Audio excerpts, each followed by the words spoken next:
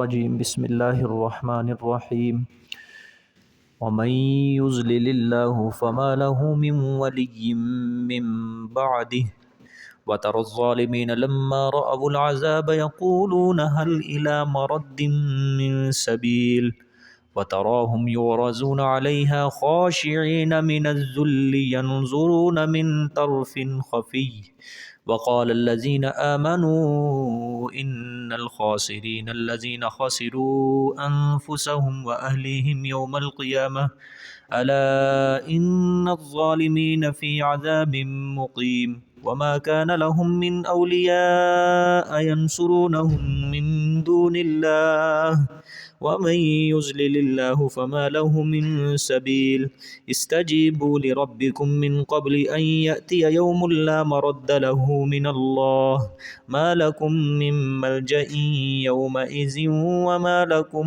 من نكير صدق اللہ العظیم۔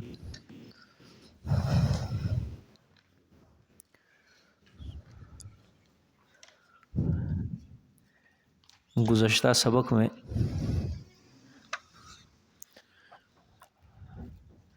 اللہ پاک نے ایمان والوں کی صفات اور ان کے نیک عملوں کی تفصیل و تشریح بیان فرمائی ہے۔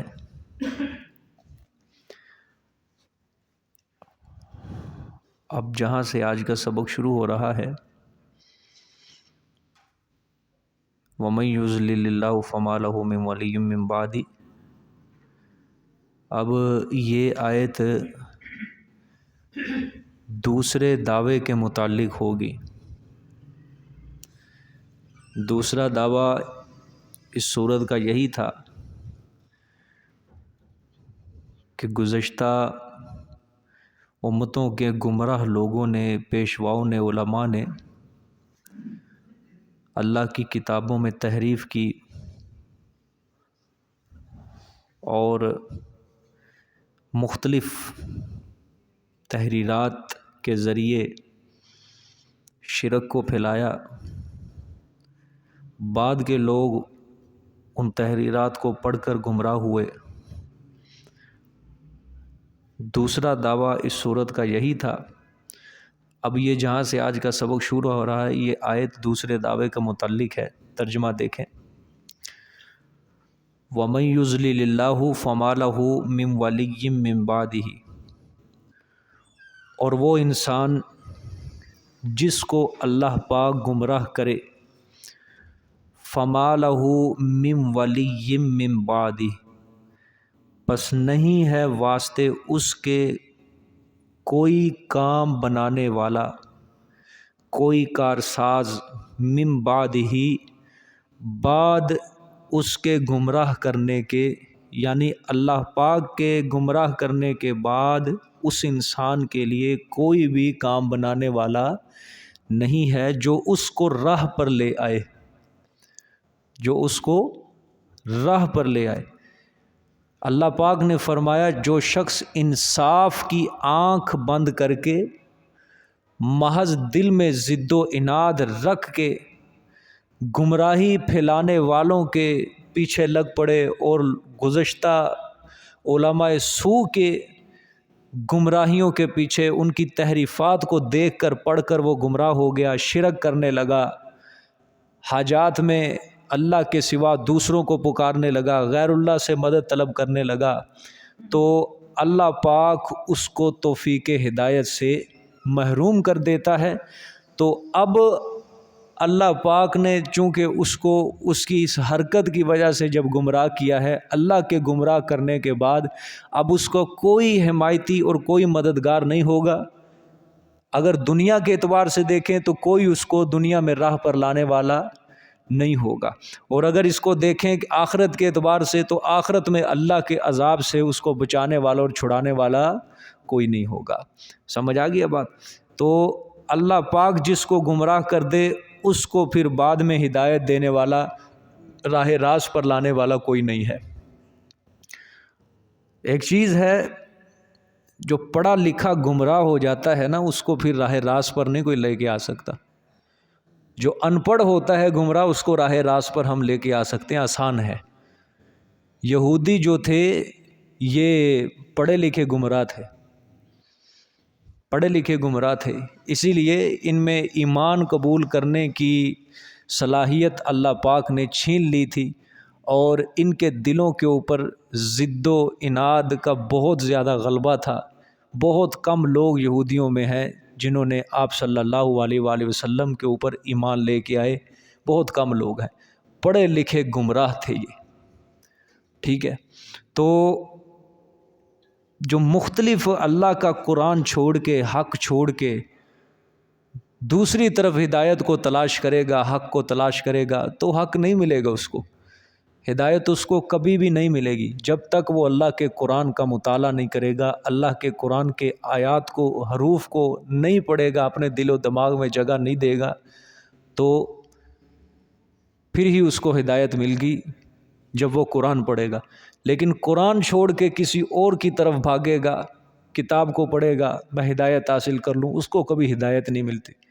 پھر اللہ پاک وَمَن يُضْلِلِ اللَّهُ فَمَا لَهُ مِن وَلِيٍّ مِّن بَعْدِهِ، یہی ہوتا ہے، اللہ پاک اس کو کیا کر دیتا ہے؟ گمراہ کر دیتا ہے، ٹھیک ہے۔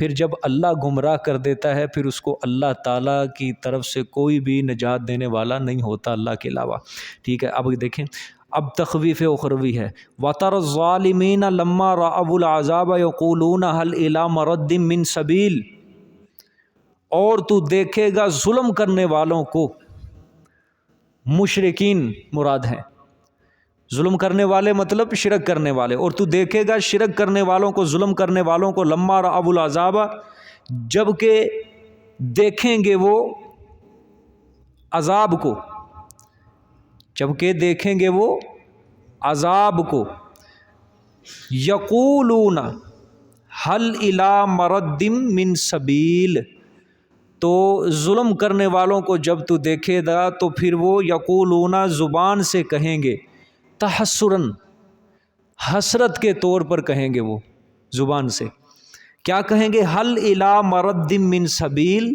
آیا ہے طرف واپس جانے کی کوئی صورت، من سبیل کوئی راستہ، دنیا میں، کہاں پر؟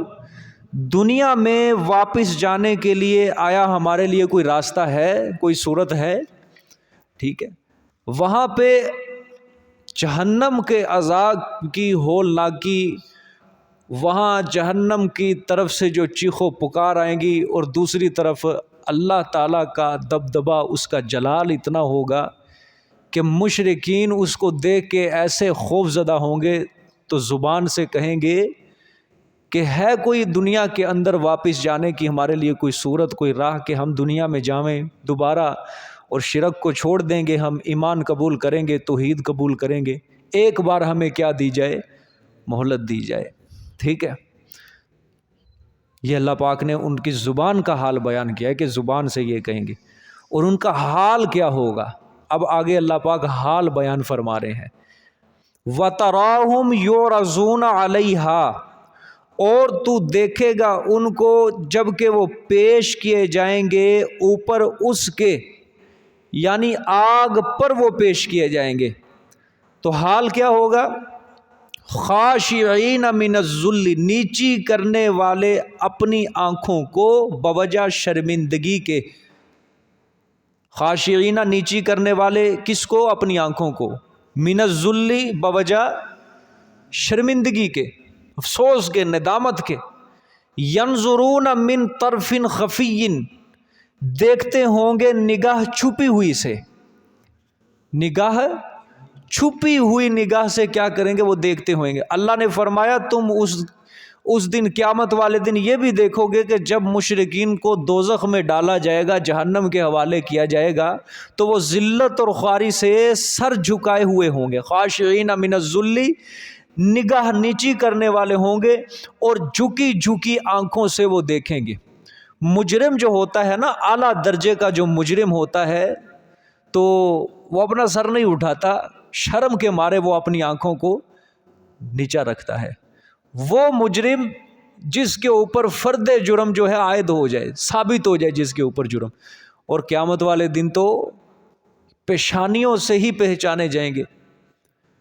یوم تسود وجوہ و تبیض وجوہ، کہ جس دن سورۃ بقرہ میں ہے اللہ پاک فرمائیں گے اس دن کچھ چہرے سیاہ ہوں گے اور کچھ چہرے سفید ہوں گے، پیشانیاں نورانیت سے چمک رہی ہوں گی، نور ہوگا ان کے چہروں کے اوپر، صاف ہو جائے گا۔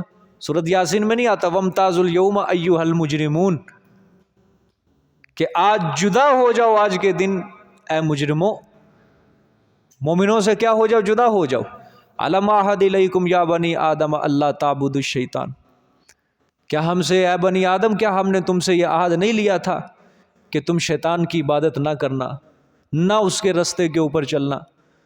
ٹھیک ہے، وَامْتَازُوا الْيَوْمَ أَيُّهَا الْمُجْرِمُونَ، کیا ہو جائے گے؟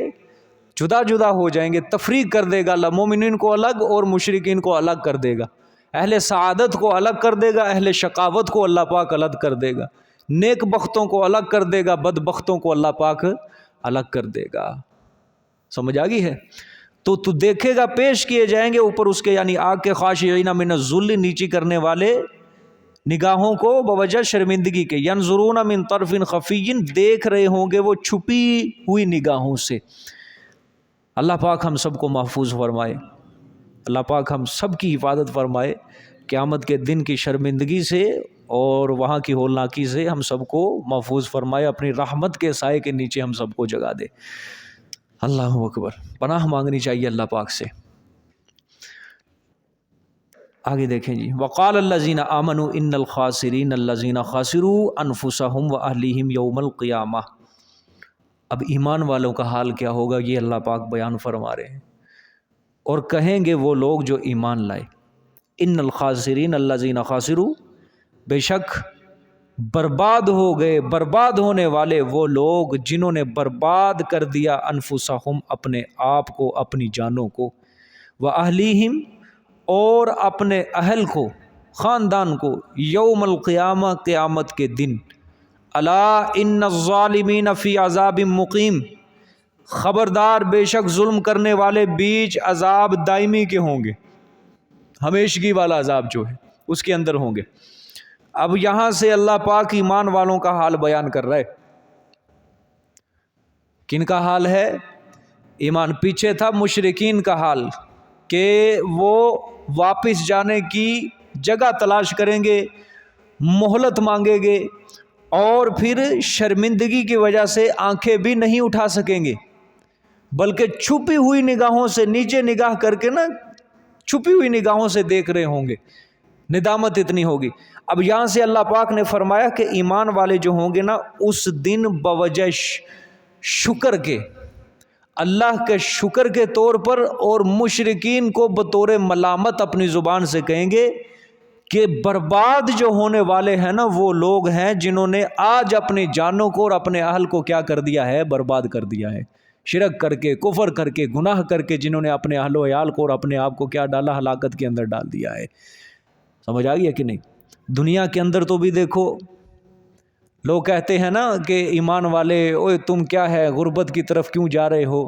جس طرح کہ شروع سے یہ چلتا آ رہا ہے، مشرکین جو ہیں اللہ کے نیک لوگوں کو یہ تانے دیتے آئے ہیں کہ تمہارے پاس تو عزت بھی نہیں، تمہارے پاس تو جتھا بھی نہیں، تمہارے پاس تو جماعت بھی نہیں، نہ عزت ہے، عزت ساری ہمارے پاس ہے، دولت ساری ہمارے پاس ہے، تم تو بربادی کی طرف جا رہے ہو،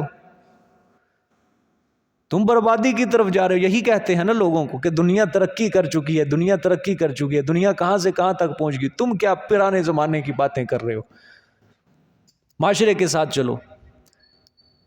لیکن اللہ پاک اس دن پھر ایمان والوں کو دکھائے گا کہ دیکھو یہ لوگ دنیا میں تمہیں کہا کرتے تھے نا تم برباد ہو، تم برباد ہو، آج ذرا تم اپنی زبان سے کہو کہ اصل برباد ہونے والے ہیں کون؟ اب پھر ایمان والے کہیں گے ان الخاسرین الذین خسروا انفسهم واہلیہم یوم القیامہ۔ اور کرو ذرا آیت کے اوپر کہ جنہوں نے اپنی جانوں کو بھی اور اپنے اہل کو بھی کیا کر دیا ہے؟ برباد کر دیا۔ اہل سے مراد ایک خاندان کا ہوتا ہے، پیشوا جو بڑا ہوتا ہے، جو سمجھاتا ہے، کیونکہ عرب کی زندگی جو ہوتی تھی قبائلی زندگی ہوا کرتی تھی، تو اس قبیلے کا ایک سردار بھی ہوتا تھا۔ اب سردار جس طرف جا رہا ہے تو پورا قبیلہ بھی کیا ہے؟ اسی طرف جا رہا ہے۔ تو کیا مطلب ہے کہ جس نے اپنی جان کو بھی اور اپنے اہل کی جانوں کو بھی کیا کر دیا ہے؟ برباد کر دیا ہے، ان کو بھی برے رستے کے اوپر لگایا، اپنے خاندان کو، اپنے اہل و عیال کو، اور خود بھی برے رستے کے اوپر چلا۔ یعنی اصل جو برباد ہوا ہے وہ قیامت والے دن ہے، وہ قیامت والے دن کی بربادی ہے۔ دنیا کے اندر جو بربادی ہوتی ہے، تباہی ہوتی ہے نا انسان کے لیے، وہ صرف اور صرف کچھ لمحات کے لیے یا کچھ ہفتوں کے لیے، کچھ دنوں کے لیے، کچھ مہینوں کے لیے، کچھ سالوں کے لیے ہوتی ہے۔ ٹھیک ہے کہ نہیں؟ 1 سال، 2 سال، 3 سال، 4 سال، کب تک بربادی؟ بعد میں اس کا ازالہ بھی ہو جاتا ہے، لیکن قیامت والے دن کی جو بربادی ہے اس کا ازالہ نہیں ہے، وہ ہمیشہ کے لیے بربادی ہے۔ اس لیے تو ایمان والے جب یہ کہیں گے بطور شکر، اس وقت اللہ پاک کی طرف سے جو کرامات، جو انعامات، جو نوازشات ایمان والوں کے اوپر ہوں گی، اس کا اندازہ تو اسی وقت ہی لگایا جا سکتا ہے نا جب یہ ایمان والے دیکھ کر کہیں گے، کیونکہ اس وقت سب کچھ اپنی آنکھوں سے وہ دیکھ لیں گے ایمان والے۔ جنت ہے، جہنم ہے، اللہ کا دیدار ہے، رسول کریم صلی اللہ علیہ وسلم ہے، یہ قرآن میں جو کچھ دنیا میں پڑھتے تھے سب کچھ یہ اپنی آنکھوں سے کیا کر لیں گے؟ دیکھ لیں گے۔ پھر وہ کہیں گے جو اللہ دنیا میں ہم سے وعدے کیا کرتا تھا نا، آج وہ وعدے کیا ہو گئے ہیں؟ سب پورے ہو گئے ہیں، سب سچے ہو گئے ہیں۔ سمجھ آ گئی ہے کہ نہیں؟ انفسہم، اپنی جانوں کو، واہلیہم، اپنے اہل کو۔ اس میں ذرا غور کرو، غور کرو۔ قرآن پاک کتنی زیادہ توجہ دلا رہا ہے کہ اپنے اہل و عیال کی بھی فکر کرو۔ سورۃ تحریم کے اندر بھی اللہ پاک فرماتے ہیں کہ اپنے اہل و عیال کو جہنم کی آگ سے بچاؤ۔ کو انفسکم و اہلیکم نارا، ایمان والو اپنے آپ کو، اپنی جانوں کو اور اپنے اہل و عیال کو کس سے بچاؤ؟ جہنم کی آگ سے بچاؤ۔ اسی لیے گھر کے اندر جو بڑا پیشوا ہوتا ہے، جو بڑا مقتدا ہوتا ہے، اس کو چاہیے کہ اپنے سے نیچے والے طبقہ جو ہے اس کی تعلیم و تربیت کا مکمل اہتمام کرے۔ ایک دنیا کی تعلیم ہوتی ہے اور ایک دین کی تعلیم ہوتی ہے۔ دین کی تعلیم کو مقدم رکھو اور دنیا کی تعلیم کو مؤخر کرو۔ جب تک دین کی تعلیم اس کے دل کے اندر نہیں آئے گی تو یاد رکھنا دنیا کی تعلیم کو حاصل کرنے کا کچھ فائدہ نہیں ہے۔ دنیا کی تعلیم سے کیا ہو جائے گا؟ زیادہ سے زیادہ وہ پیسہ کما لے گا، لیکن انسان نہیں بنے گا۔ انسان جو بنے گا ایک اچھا انسان، وہ صرف اور صرف قرآن پاک اور حدیث سے یہی روشنی حاصل کرے گا تو وہ کیا بنے گا؟ ایک اچھا مسلمان اور ایک اچھا انسان بنے گا۔ اب دیکھ لو یہ جو لوگ آج جتنے لوگ ہیں، اپنے جب بچہ تھوڑا سا بڑا ہوتا ہے اس کو باہر تعلیم و تربیت کے لیے بھیجتے ہیں، ڈگری حاصل کر کے آئے گا۔ اب وہ جو بچہ واپس آتا ہے وہاں کے ماحول سے اپنے ماں باپ کو وہی سمجھ رہا ہوتا ہے، اپنے بوڑھے ماں باپ کو وہ اپنے اوپر بوجھ سمجھ رہا ہوتا ہے۔ وجہ کیا ہے؟ تربیت کن سے لے کر آیا ہے؟ کہ جن کے اپنے ملک کے اندر ہی بوڑھے ماں باپ کے لیے ایک الگ ہاسٹل بنایا جاتا ہے اور ان کو وہاں پہ جمع کروا دیا جاتا ہے کہ ہمارے ہاتھ کھڑے ہیں، ہم ان کی تربیت اب نہیں کر سکتے، ان کا خرچہ نہیں اٹھا سکتے، حکومت ان کا خرچہ اٹھاتی ہے بعد میں۔ حالانکہ قرآن پاک ہمارا کیا کہتا ہے کہ جب ماں باپ بوڑھے ہو جائیں ان کی فرما برداری اور بڑھ جاتی ہے، اور بڑھ جاتی ہے۔ یہ حق دیا ہے اسلام نے، اولاد کو کیا کر دیا ہے؟ تاکید کر دی ہے، اس کو کھڑا کر دیا ہے اس کی زندگی کے اندر کہ جتنی خدمت تیرے ماں باپ نے تیری کیا، اب باری تیری ہے کہ تو اپنے ماں باپ کو اب ان کے مرتے دم تک کیا کر، سکھ اور چین کے ساتھ اس کو رکھنا ہے، کوئی دکھ ان کے قریب تو نے نہیں آنے دینا۔ سمجھ آ گئی کہ نہیں بات؟ تو اچھا انسان کہاں سے بنتا ہے؟ یہ دینی تعلیم اور دینی تعلیم و تربیت سے قرآن سکھاتا ہے اچھا انسان کس طرح بننا ہے۔ اللہ کے رسول صلی اللہ علیہ وسلم کے فرامین سمجھاتے ہیں کہ اچھا انسان کس طرح بنایا جا سکتا ہے۔ جب انسان دینی تعلیم کو اپنے دل کے اندر سمائے گا، پھر دنیاوی تعلیم بھی وہ شوق سے حاصل کرے گا، اس کے اندر بھی دل لگے گا اس کا، ایک قانون کے دائرے کے اندر پھر وہ رہے گا جب بھی وہ دینی تعلیم یا دنیاوی تعلیم سیکھے گا۔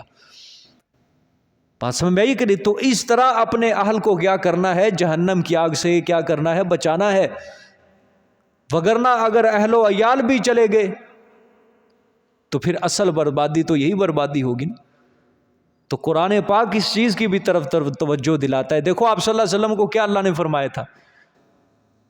پہلی وحی اتری لیکن دعوت و تبلیغ کا اس کے اندر اللہ پاک نے حکم نہیں دیا۔ پھر دوسری آیت اترتی ہے وَأَنذِرْ عَشِيرَتَكَ الْأَقْرَبِينَ، کہ اے پیغمبر اپنے قریبی رشتہ داروں کو ڈرا، قریبی رشتہ داروں کو آپ کریے، ان کو دعوت و تبلیغ کا سلسلہ شروع کیجیے، آپ ان کو ڈرانا شروع کیجیے۔ پھر آپ صلی اللہ علیہ وسلم نے اپنے خاندان والوں کو بلانا شروع کیا، ان کو دعوت و تبلیغ کا سلسلہ ان سے شروع کیا۔ تو اس سے کیا ہوتا ہے، انسان کی اپنی پیٹھ بھی مضبوط ہوتی ہے۔ تو اپنے اہل و عیال کو بھی سمجھانے کی کیا کرو، ایک کوشش کرو، ان کو بھی ہم نے اپنے ساتھ جنت کے اندر لے کر جانا ہے۔ صرف یہی نہ رکھو کہ صرف میں جاؤں گا جی جنت میں، میں جاؤں گا، وگرنہ اگر اپنی ہی اصلاح کی فکر کرتے رہے کہ نہیں جی میں بس جاؤں، میں نے دوسرے کو نہیں سمجھانا، مجھے کیا، بار جائے جہنم کے اندر، اپنی آخرت برباد کر رہا ہے، جو مرضی کرتا رہے، میں کیا کروں، میں جو اپنے کام سے غرض ہے بس، یہ کام نہیں ہے۔ یہ اللہ اس طرح بھی ناراض ہو جاتا ہے۔ جو علم آپ کے پاس ہے، جو اچھا مسئلہ آپ کے پاس ہے، دوسروں تک پہنچاؤ، واعظ و نصیحت کو جاری رکھو، واعظ و نصیحت کرتے رہو اپنی اولاد کو، اپنے گھر والوں کو، ایک اچھی چیز سمجھاتے رہو ان کو۔ کیا پتا کوئی بات ایسی ہو، کوئی قبولیت کا وقت ہو، اللہ پاک آپ کی دعا کو قبول کر لے اور اس کی قسمت چمک جائے، راہ ہدایت حاصل ہو جائے، وہ جہنم سے بچ کے جنت کے راستے کے پر چل پڑے۔ اللہ کے آگے تو کوئی مشکل ہے، کوئی بھی وہ قبولیت کا وقت ہو سکتا ہے۔ سمجھ آگے؟ آگے دیکھیں، الا ان الظالمین فی عذاب مقیم، اللہ نے فرمایا خبردار، بے شک ظلم کرنے والے بیچ عذاب دائمی کے ہوں گے۔ یعنی جو شرک کرنے والے ان کے لیے کوئی چھٹکارا نہیں ہے، کوئی اچھی جگہ نہیں ہوگی، بلکہ ان کے لیے بری ہی بری جگہ، وبئس المہاد، جہنم کا جو بستر ہے وہ بہت برا بستر ہے۔ ٹھیک ہے، وما کان لهم من اولیاء ینصرونهم من دون اللہ، اللہ پاک نے فرمایا کہ اور نہیں ہوگا واسطے ان کے من اولیاء کوئی مددگار، قیامت والے دن کوئی مددگار بھی نہیں ہوگا، ینصرونہم من دون اللہ، جو مدد کرے ان کی اللہ کے سوا۔ اب دنیا کے اندر تو کوئی مجرم ہوتا ہے، تعلقات کی بنا پر، سفارشات کی بنا پر چھوٹ جاتا ہے، لیکن اللہ فرما رہے قیامت والے دن اللہ عدالت صرف میری ہوگی، انصاف کرنے والا صرف میں ہوں گا، مالک یوم الدین صرف اور صرف میری ذات ہے، انصاف کے دن کا، روز جزا کا مالک صرف میں ہوں، وہاں پر حقیقی بادشاہت میری ہوگی۔ لہٰذا قیامت والے دن کوئی بھی اللہ کے سوا ان کے لیے کوئی مددگار نہیں ہوگا، کوئی کارساز نہیں ہوگا جو اللہ کی پکڑ سے، اللہ کے عذاب سے ان کو بچا سکے۔ وَمَن يُضْلِلِ اللَّهُ فَمَا لَهُ مِن سَبِيلٍ، اور وہ انسان جس کو گمراہ کرے اللہ، فَمَا لَهُ مِن سَبِيلٍ، پس نہیں ہے واسطے اس کے کوئی راہ نجات۔ یہاں پہ سبیل کا معنی کیا؟ کوئی راہ نجات اس کے لیے نہیں ہے، جس کو کس نے گمراہ کر دیا ہے؟ اللہ پاک نے گمراہ کر دیا ہے۔ اللہ نے فرمایا قیامت کے دن جب مشرکین جہنم کے عذاب میں مبتلا ہوں گے، ان کا اس وقت کوئی حمایتی اور کوئی مددگار نہیں ہوگا جو ان کو اللہ کے عذاب سے کیا کر سکے؟ بچا سکے۔ دنیا میں جن کو وہ کارساز سمجھ کر پکارا کرتے تھے، جن کو سفارشی سمجھ کر مشرکین پکارا کرتے تھے، قیامت والے دن ان کے کچھ کام نہیں آئیں گے۔ وہ مشرک جو ہوتا ہے اس کو اپنے بزرگوں کے اوپر یہی ناز ہوتا ہے کہ آج جن کی ہم مدد مانگ رہے ہیں، جن کے نام کی نظر نیاز دے رہے ہیں، قیامت والے دن یہ ہمارے کام آئیں گے۔ اللہ نے فرمایا یہ کوئی کام نہیں آئیں گے، چھوڑ جائیں گے، سب منہ پھیر جائیں گے، ہر کسی کو وہاں اپنی اپنی پڑی ہوگی، کوئی مددگار نہیں ہوگا اللہ کے سوا۔ پھر فرمایا وَمَن يُضْلِلِ اللَّهُ، جس کو اللہ نے گمراہ کر دیا پس اس کے لیے کوئی بھی راہ نجات نہیں ہے۔ اللہ گمراہ کیوں کرتا ہے؟ اللہ کو تو شوق نہیں کہ اپنے بندے کو گمراہ، بندہ خود پہلے اقدام اٹھاتا ہے جس کی وجہ سے اللہ اس کے دل پر مہر لگاتا ہے۔ جب وہ حق کی طرف آتا ہی نہیں ہے، تلاش حق میں پڑتا نہیں ہے، حق کی جستجو میں پڑتا ہی نہیں ہے، تو اللہ اس کے دل پہ مہر لگاتے ہیں۔ ایک کافر ہوتا ہے نا، جو کافر ہوتا ہے، اب اس نے کوشش ہی نہیں کرنی کہ مجھے حق کی جستجو حاصل ہو جائے، مجھے حق کا رستہ مل جائے، مجھے سیدھا رستہ مل جائے۔ جس نے اس کی کوشش ہی نہیں کرنی اور جو اس کو پھر سمجھانے والا آ رہا ہے اس کی بات کو بھی وہ تسلیم نہیں کر رہا، تو اللہ اس کے دل پر مہر لگاتے ہیں، پھر اللہ تعالیٰ اس کو ایمان قبول کرنے کی توفیق دیتے ہی نہیں ہے۔ ایمان قبول کرنے کی اللہ اس کو توفیق نہیں دیتے ہیں۔ اب ذرا غور کرو، حضرت سلمان فارسی رضی اللہ تعالیٰ عنہ کہاں سے چل کے آئے ہیں، حق کی جستجو کے اندر کتنے علاقے چلتے چلتے چلتے آپ صلی اللہ علیہ وسلم تک پہنچے۔ صحابہ کرام میں سب سے زیادہ عمر حضرت سلمان فارسی رضی اللہ تعالیٰ عنہ کی ہے. 250-300 سال تک مورخین نے لکھا ہے کہ ان کی عمر ہے. ٹھیک ہے. کیا باپ کیا کرتا تھا؟ آتش پرست تھے یہ. فارسی کیوں کہا جاتا ہے؟ ایران میں تھے نا، ایران کے باشندے تھے، سمجھ رہے؟ یہ فارس کے باشندے تھے، یہ آتش پرست تھے. باپ بھی آتش پرست تھا، آگ کی پوجا کرتے تھے، آگ کو بجھنے نہیں دینا، پورا دن پوری رات وہیں پہ بیٹھے رہنا، اس کو معبود سمجھتے تھے. ایک دن شام سے قافلہ آیا، اس وقت عیسائی جو تھے وہ مسلمان سمجھے جاتے تھے. انہوں نے جب عبادت کی اپنی تو ان کو طریقہ بڑا پسند آیا. اس قافلے والوں سے کہا کہ بھئی مجھے لے جانا، جب تم واپس شام جاؤ گے نا مجھے بھی وہاں لے جانا.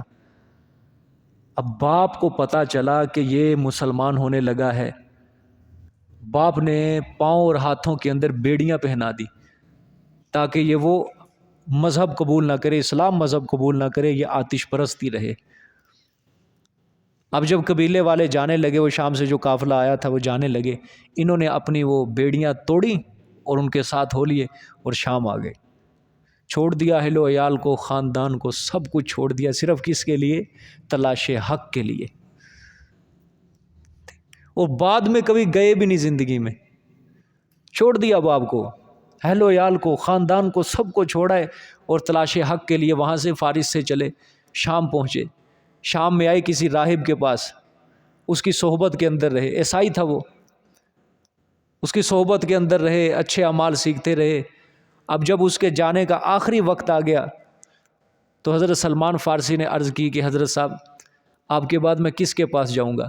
کوئی اچھا عالم ہے، کوئی اچھا مولوی صاحب ہے جس کی صحبت کے اندر رہ کر میں دینی اعمال کر سکوں، نیک اعمال کر سکوں؟ انہوں نے کہا فلاں فلاں علاقہ ہے، نصیبین علاقہ ہے شام کا، وہاں پہ چلا جا. اب یہ چلے، پیدل سفر کیا، نصیبین پہنچے، وہاں پہ ایک راہب ملا، اس کی صحبت کے اندر رہے. اس کے دنیا سے جانے کا وقت آیا، پھر اس سے پوچھا کہ حضرت صاحب آپ کے بعد میں کس کی صحبت کے اندر جاؤں؟ انہوں نے کہا تو بھائی اس طرح کر، موصل چلا جا، عراق کا علاقہ ہے. اب وہاں سے پیدل چلے، موصل گئے. موصل آئے، وہاں پہ وہ راہب ملا، اس کی صحبت میں کئی دن گزارے. اب جب اس کے دنیا میں جانے کا وقت آیا تو اب اس نے پوچھا کہ حضرت صاحب آپ کے بعد میں کس کے پاس جاؤں گا؟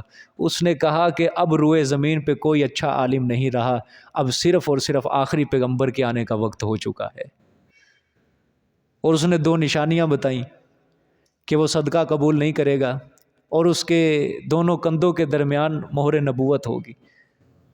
یہ نشانیاں بتائیں اور حجاز کی سرزمین کی طرف اب چل پڑے. لمبا واقعہ ہے، چلتے چلتے مدینہ منورہ پہنچے. غلامی کی زندگی گزاری، یہودیوں نے دھوکے سے غلام بنا کے بیچ دیا. مدینہ منورہ پہنچ گئے. مکہ نہیں آئے تھے، یہ انتظار کر رہے تھے وہ پیغمبر جو ہے ہجرت جو کر کے آئے گا وہ، کیونکہ آخری راہب نے یہ بھی بتایا تھا کہ وہ جو ہجرت کرے گا وہ یثرب کی سرزمین ہوگی. مدینہ کا نام تھا یہ پہلا. ادھر ہی رہ رہے ہیں، غلامی کی زندگی گزارے. یہودی کے ہاں غلام تھے، ادھر ہی غلامی کی زندگی گزار رہے ہیں. صرف اور صرف کس کے لیے تھا؟ یہ تلاش حق کے لیے تھا. بس یہ صرف تلاش حق کے لیے.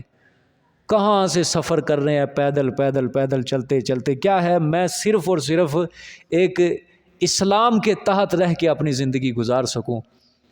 اور جب کوئی راہب کہ دنیا سے جانے کا وقت آتا ہے پھر دل کے اندر یہی تمنا اور آرزو اٹھتی ہے کہ میں کہیں بھٹک نہ جاؤں، کسی نہ کسی اللہ والے کی صحبت کے اندر میں بیٹھا رہوں تاکہ میرا بھی خاتمہ کیا ہو جائے، اچھا ہو جائے.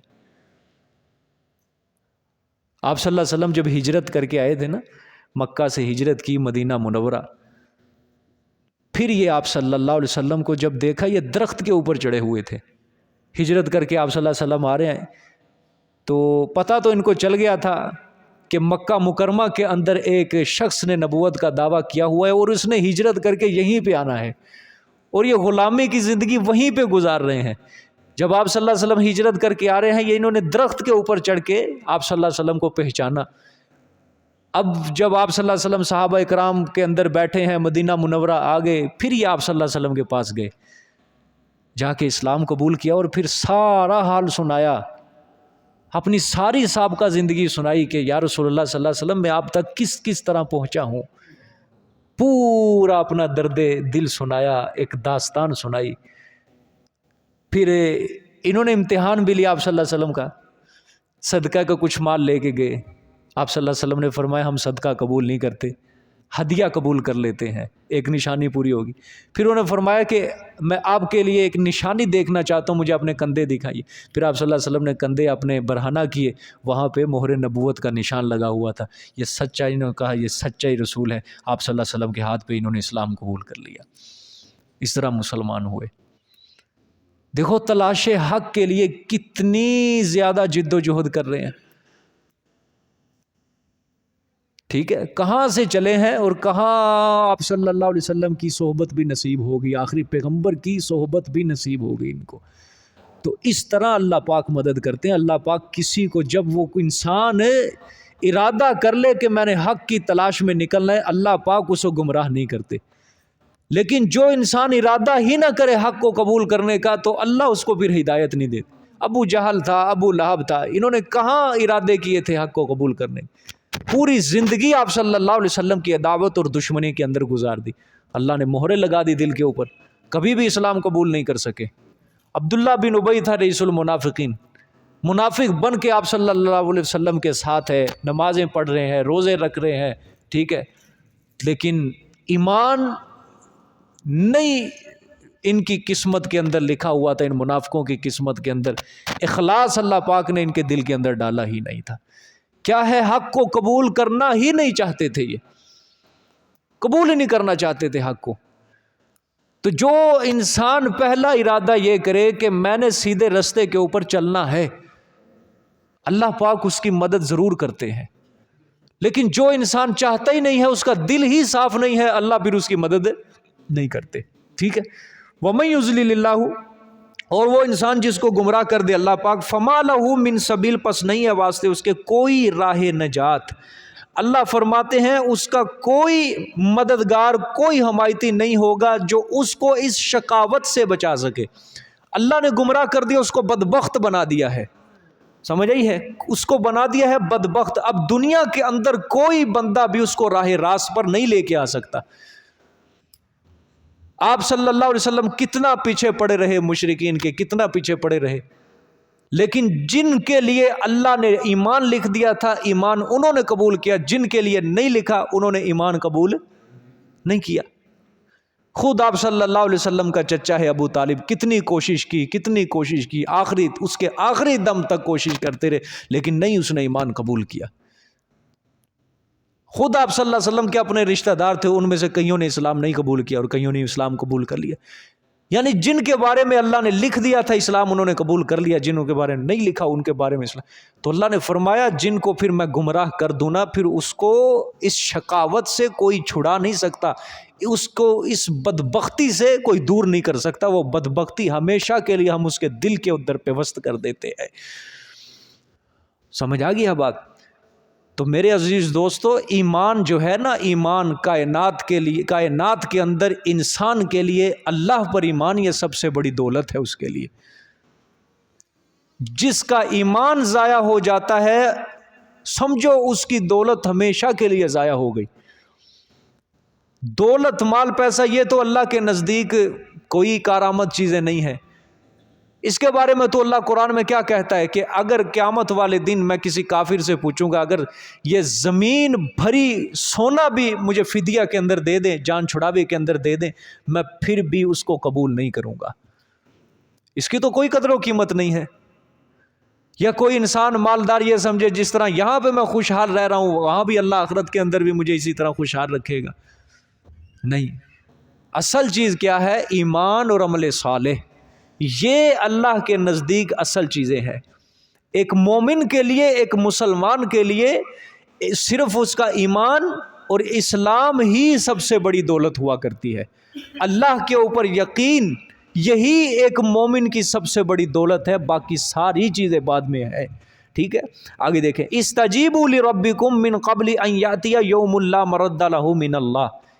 اب یہ آیت جو ہے یہ دوسرے دعوے کے متعلق ہے، یہ بھی دوسرے دعوے کے متعلق. استجیبوا لربکم، اللہ نے فرمایا کہا مانو تم اپنے پروردگار کا، کہا مانو تم اپنے پروردگار کا، بس تم نے اپنے اللہ کا حکم ماننا ہے۔ اب دیکھو قرآن پاک نے یہ نہیں کہا کہ تم اپنے رب کو مانو، قرآن نے یہ کہا ہے کہ تم قبول کرو واسطے اپنے رب کے، یعنی اللہ کی مانو۔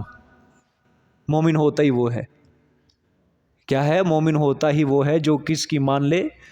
اللہ کی مانے۔ کیونکہ مشرک کس کو مانتے تھے نا؟ اللہ کو۔ مشرک مانتے تھے اللہ کو، لیکن وہ ظالم اللہ کی نہیں مانتے تھے۔ اور آپ صلی اللہ علیہ وسلم کے آنے کا مقصد کیا تھا؟ کہ اللہ کی مانو۔ کس کی مانو؟ اللہ کی مانو، اللہ کو یکتا مانو، اللہ کو ایک مانو، وحدہ لا شریک مانو، اس کی ذات میں، اس کی صفات میں، اس کو ایک تسلیم کرو۔ جو وہ حکم دے رہا ہے اس کو تسلیم کرتے جاؤ، اس کے آگے چونکہ چنانچہ اگرچہ مگرچہ چوں چراں بالکل نہیں کرنی اللہ کے حکم کے آگے۔ طبیعت کے موافق ہو مخالف ہو، اللہ کا حکم کیا کرنا ہے؟ قبول کرنا ہے، سرے تسلیم خم کر دینا اللہ کے حکم کے آگے۔ استجیبوا لربکم، ٹھیک ہے؟ اللہ کا حکم کیا کرنا ہے؟ ماننا ہے۔ من قبل ان یاتی یوم لا مرد لہ من اللہ، ترجمہ غور سے، پہلے اس کے کہ آ جائے ایک دن، من قبلی پہلے اس کے، ان یاتی یہ کہ آ جائے، یومن ایک دن، اللہ کی طرف سے، لا مرد لہ نہیں ہوگا واسطے اس کے کوئی ہٹنا، لا مردہ نہیں ہوگا واسطے اس کے کوئی ہٹنا، من اللہ، اللہ کی طرف سے۔ اللہ فرما رہے ہیں قیامت برحق ہے۔ قیامت کیا ہے؟ برحق ہے۔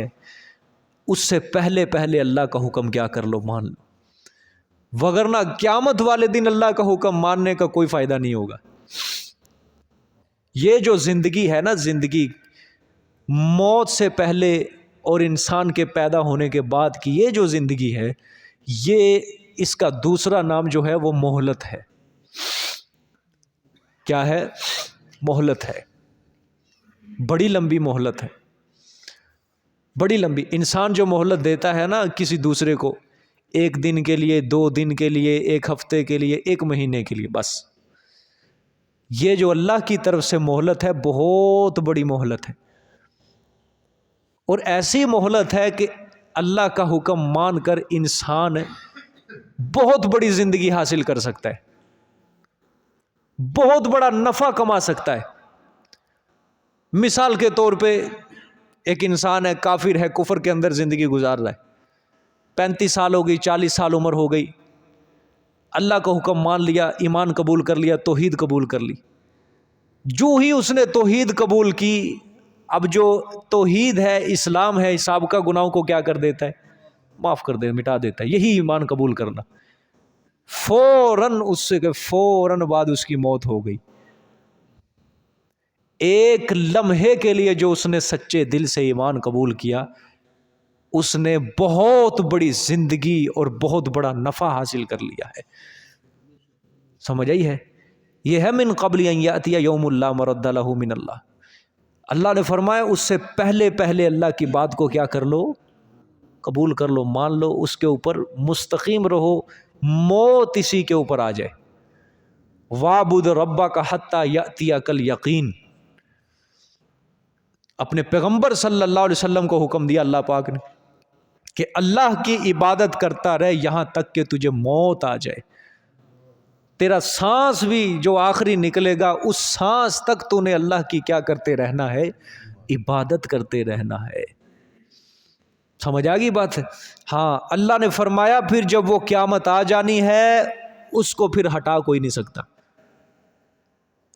اس کو ہٹا کوئی نہیں سکتا۔ دنیا کے اندر ایک آندھی چلتی ہے، طوفان چلتا ہے، انسان بچ جاتا ہے، گھروں کے اندر چھپ جاتے ہیں، کمروں کے اندر چھپ جاتے ہیں، ٹھیک ہے، کوئی نہ کوئی اپنی جائے پناہ بنا لیتے ہیں۔ اللہ نے فرمایا جب قیامت آئے گی نا، مَا لَكُم مِّن مَلْجَإٍ يَوْمَئِذٍ، نہیں ہوگا واسطے تمہارے مِّن مَلْجَإٍ کوئی جائے پناہ اس دن، کوئی جائے پناہ بھی اس دن کوئی چھپنے کے لیے جگہ بھی، کسی پہاڑ کی غار کے اندر چلے جاؤ، کسی تہہ خانے کے اندر چھپ جاؤ، کسی دیوار کے پیچھے چھپ جاؤ، نہیں، کوئی چیز، کوئی جائے پناہ، کوئی محفوظ جگہ اس دن تمہارے لیے نہیں ہوگی۔ اور وہ قیامت کا جو حکم ہوگا، میرے حکم کو کوئی ٹال بھی نہیں سکتا کہ جو آ کے کہہ دے کہ نہیں قیامت آج نہیں، قیامت 2 سال بعد ہو جائے، قیامت 10 سال بعد ہو جائے، نہیں، جس دن میں نے حکم دے دینا ہے زمین و آسمان کو پھٹنے کا اور پہاڑوں کو ریزہ ریزہ ہونے کا حکم دے دینا ہے، بس قیامت اس دن برپا ہو جانی ہے، تمہارے لیے کوئی جائے پناہ اس دن نہیں ہوگی۔ پھر فرمایا وَمَا لَكُم مِّن نَكِيرٍ، اور نہیں ہوگا واسطے تمہارے کوئی من نکیر، کوئی روک ٹوک کرنے والا۔ من نکیر کوئی روک ٹوک کرنے والا، مطلب کہ ان کا یہ حال کیوں بنایا گیا، اللہ سے کوئی یہ سوال بھی نہیں کر سکتا۔ مثلا میدان محشر میں کھڑے ہوں گے نا سارے، برہنہ حالت ہے، پسینے میں شرابور ہے اور عجیب و غریب کیفیت ہے پوری مخلوق کے اوپر، اللہ سے کوئی یہ سوال کرنے کی بھی طاقت نہیں رکھے گا کہ یا اللہ تو نے ان کا یہ حال کیوں بنایا ہے۔ اتنی نکیر بھی نہیں کوئی اللہ کے اوپر کر سکتا، کوئی اللہ سے یہ سوال بھی نہیں کر سکتا۔ چلو عدالت لگانی تھی آپ لگا لیتے، لیکن یہ زمین کو تباہ کرنے کا کیا مقصد، یہ آسمان کو تباہ کرنے کا کیا مقصد، یہ پہاڑوں کو ریزہ ریزہ کرنے کا کیا مقصد؟